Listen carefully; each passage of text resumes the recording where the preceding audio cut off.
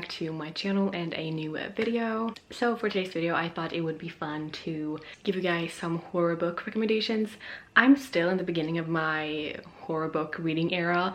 I just recently discovered horror books and found some that I enjoyed. So I haven't read a lot and I don't have too many to recommend unfortunately yet, but I plan to read a lot more horror books and I have so many on my TBR, so hopefully I will be able to do more videos like this in the future. But I don't think I've done a horror book recommendations, but that is because I've never really been into this genre before until now. For me, it's a little bit blurry sometimes with books, like if it's a thriller or a horror or a mystery. Like sometimes I can be a little bit like, what's the actual genre? But I have 5 books here that I know is like horror, so I thought I would talk to you guys about them, and I would love to do more of these in the future. And if you have any horror book recommendations, like your favorite horror book or a really good horror book that you read, please let me know because I want to read all of them. There's just something about a good horror book, you know what I mean? Especially now it's beginning to become autumn, fall, Halloween is coming up. It's just a perfect time for it. But yeah, let's just get into the video. The first book on my list is gonna be Clown in a Cornfield by Adam Cesar. This honestly was a cover buy. I saw someone talk about this on BookTube and I just saw the cover and I was like, oh my god, looks so good. Usually I'm not a big fan of red, the color red, but this just looked so creepy and so spooky and like just looked like the perfect horror book. And then I heard her talk about it and she really enjoyed it. I don't remember who it was, but it was definitely on BookTube, and I bought it and I read it and I really enjoyed it. I feel like it was the perfect length as well, not too long, which some horror books can be. If you have watched my videos, you know I hate when it's too long and like just get bored of it and you just want it to be over. This was the perfect length. In this book we follow Quinn, who is moving with her father to this small town who has a clown as a mascot. Like, you know, it's normal for a clown to be appearing, you know what I mean? There's clowns on posters, there's people dressed up as clowns, and it's not weird. That's one thing that's like, if I saw a clown here where I live, it would be weird, but it's not weird here. It's very normal, which makes it also dangerous because, you know, you never know if someone is gonna be dangerous. But it's very common in this town for people to dress up as a clown and, you know, have pictures of clowns. It's just very the everyday life. And recently the town's only factory, like the only big factory in this town, had to shut down. So the town is kind of struggling and the kids blame the adults and the adults blame the kids because teenager in this town is very like, they do pranks, they burn up buildings, they post it on YouTube, like they're just very disrespectful. So the elderly people in this town thinks that the kids are to blame and then the other way around. So it's just like a battle against these people and people don't really like each other. And the town is like in a crisis, I guess you can say. It's not doing really well. And you know, the older people kind of want to keep the town as it was because they've been living there forever and they don't want change. Whilst the kids, you know, it's a new generation, they want change, they want things to progress, but you know, it's a constant battle between that. And one night, I believe there was a party out of this barn, just like a party in the cornfield, I believe. I think it's been a while since I read it, but I believe there was this party for the teenagers that everyone was at, like in this corn maze, whatever. And a clown appeared. Again, no one really thought that was weird because a lot of people dress up as clowns. I believe it even was like, I believe that there was even multiple clowns there, so people dressed up like clowns just for fun, like didn't really mean anything. All of a sudden, one of the clowns starts killing people. So yeah, we kind of got introduced to the town and to Quinn and her father and the kids there. And then we have this party and things starts to happen. And you follow as these teenagers run for their lives, trying to survive. And that part is definitely like a slasher movie, definitely very bloody and gruesome and creepy because there's a clown killing people. Oh yeah, that's basically it. Honestly, it's a short book as I've said, but I thought it was the perfect length and the perfect amount of everything. It wasn't too slasher-ish, like too much blood and describing things. It wasn't too disgusting. It was just normal and I really enjoyed it. I thought it was a fun concept to have this town that has a clown as a mascot, so people wouldn't think it's weird that a clown appeared all of a sudden. But that's like the perfect opportunity for a killer, you know what I mean? It's so creepy, but you also got a little bit of a different story with, you know, the older people in the town and the younger ones kind of in a war with each other and how people see things differently. Yeah, I just thought it was a really good horror book and I definitely recommend it if you are not afraid of clowns, that is. The next book I want to talk about is My Best Friend's Exorcism by Grady Hendrix. I know I've talked about this before in like reading blogs and wrap-ups and whatever, but all these books I have mentioned, I believe, so I mean you will recognize them if you watch all my videos, but I still wanted to make like a dedicated horror book recommendations video, so yeah. In this book we follow Abby and Gretchen, who is sophomores, and they have been best friends forever, since they were little kids, and they still are really close friends. One day they go skinny dipping and something terrible happens. Gretchen jumps in the water and she disappears, and then after a while she returns and she is acting strange. See, she's different. Something must have happened that night, and Abby is like the only one that really cares and the only one that really wonders what the heck is going on. She's not only switching moods, but all of a sudden she is lacking hygiene. Like, she doesn't shower, she smells, her hair is in a big tassel, she has like rings under her eyes, she doesn't sleep, she just looks terrible, her nails are dirty, like all of the basic hygiene stuff she can't do anymore. So Abby is trying to help Gretchen and try to get out of her like, what happened that night, are you okay, did something happen, are you feeling okay?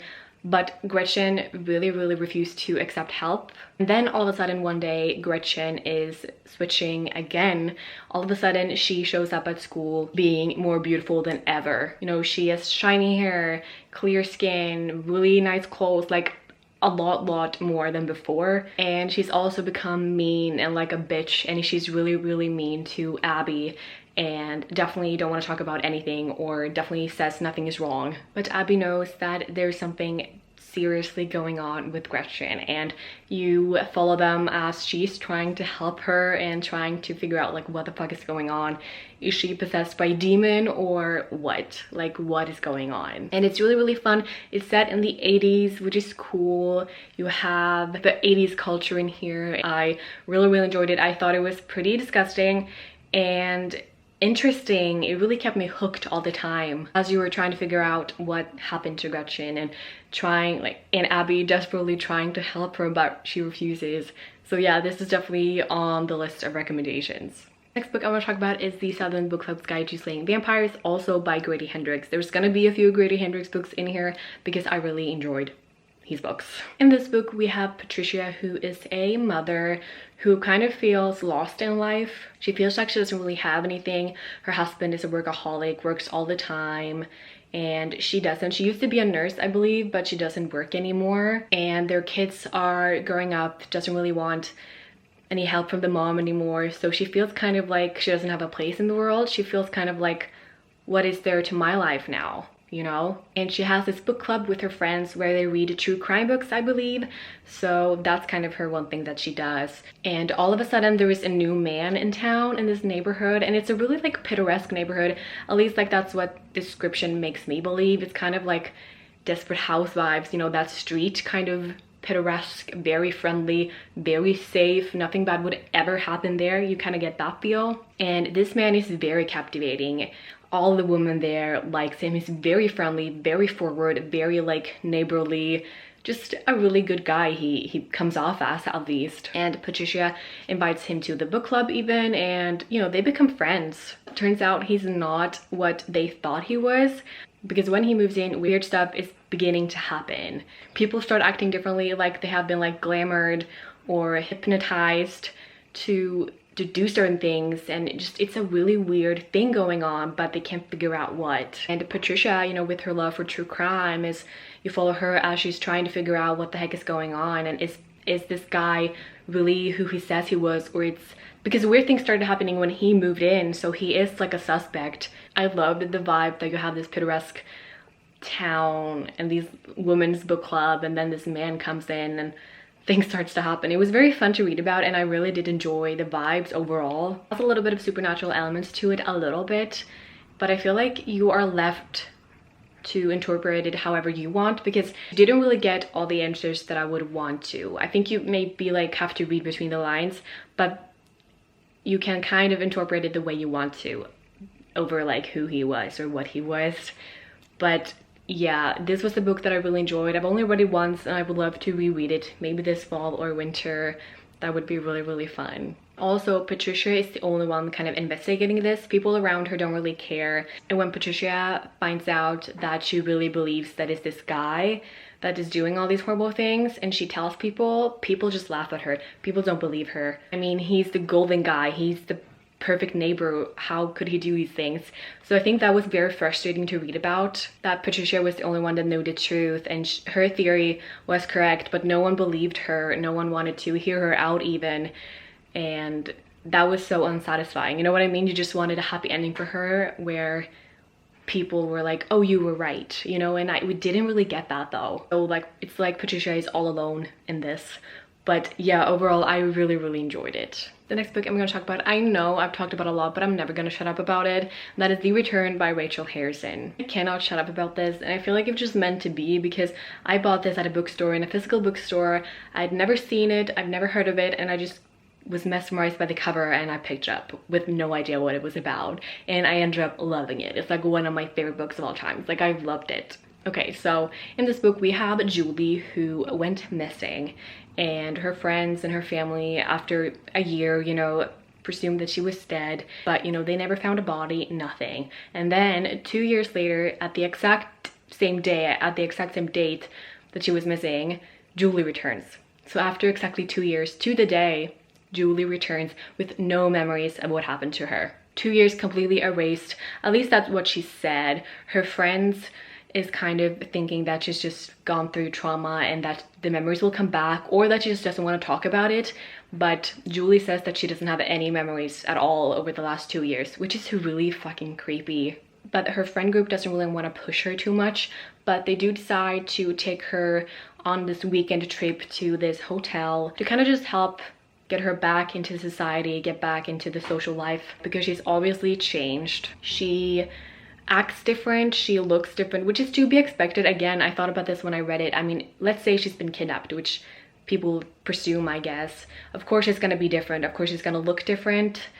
It's a big trauma to go through, I would assume. You know, her teeth are crooked, her hair is a mess, her nails are dirty, like all of that stuff. But also her personality changes. There's one scene where the girls are eating dinner at the hotel at night, and Julie orders a steak, and the girls are just like, she's been a vegetarian for her entire life, and she once accidentally ate meat and freaked out about it. But again, I didn't really think that was too weird, because let's say she's been kidnapped and maybe haven't gotten a lot of food, like, you know what I mean? I didn't think that was too weird. But one of the girls that's like closest to Julie, think that's very odd, and she's like, Julie would never ever eat meat like that. She just like ate it like an animal, basically. So it's just like weird things going on with Julie that the girls are noticing day after day. And also some weird things are going down at this hotel. So we don't only have Julie being weird, but the hotel, the setting is also really creepy and spooky. And you know, the girls are just trying to figure out what's happening.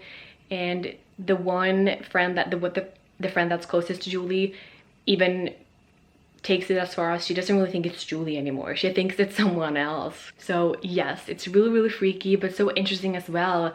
And really, really freaky, scary, disgusting, disturbing at times, definitely. But I really, really recommend it if you're looking for a good horror thriller book that has some disgusting things in it. I don't know, I just really, really loved it. And the last book I'm gonna recommend is also a Grady Hendrix book, and that is Horror Stir. This has been on my TBR for such a long time, and I finally read it, and I really, really enjoyed it. So in this book we have this furniture store in Ohio, but it's a really big company, like, so the store is all over the country and the world, kind of like IKEA. But we follow this specific store in Ohio, Cleveland, I believe. And we follow mainly Amy, who is working here at this furniture store, but she's kind of struggling. She lives with roommates and she barely have the money to pay the rent, so she's kind of just working, like she's just working. That's what her life consists of right now, and she's just kind of miserable about it. It's not her dream job, but she needs the money. And one day the employers and the manager notices that someone must have been sneaking in at night, because the furniture are all destroyed. Like, it's just not how they left it, you know what I mean? They return in the morning and things are not how they left it. Things are destroyed, broken, and like people have just been hurt. Something is going on. But the manager doesn't really want to involve the police or like the higher staff. He just wants to resolve it on his own. So he asks Amy and another employee if they would be willing to stay the night with him there to investigate and kind of see if they see anyone, for double the pay, of course. And Amy does it for the money, and these other employees do it because she's very loyal to this company, so of course she will do it. So the night comes, and that setting is really creepy to me. You know, when I just read it, I knew it was gonna be freaky, because imagine like a big ass furniture store in the middle of the night, like being so dark and empty. It's so fucking creepy. Just the setting, you know, I just knew it was gonna be creepy. So you follow these people at night in this furniture store trying to figure out what's going on. And you do have indeed creepy things happening. And you also found out that before this building was built, there used to be a prison there, and a lot of people died in that prison. So one theory is that these people are haunting this store. So it does have a little bit of supernatural element to it as well, which I love. Yeah, you follow as creepy, weird stuff is going on at night. What I also loved about this book, that like the main plot of this is set only in one night, you know? You don't have days and days and weeks. You do have a little bit of like in the beginning, but the main plot is set in just this one evening or one night, which makes it easy to read, and it's very fast paced, and I thoroughly enjoyed it. But yeah, that was it for this video. If you have read any of these, please let me know, or if you're wanting to. And if you have any other horror book recommendations, I would love to know. Please leave them down below. I am on a mission to read many horror books this fall. But yeah, thank you guys for watching, and I will see you guys in one of my next videos. Bye!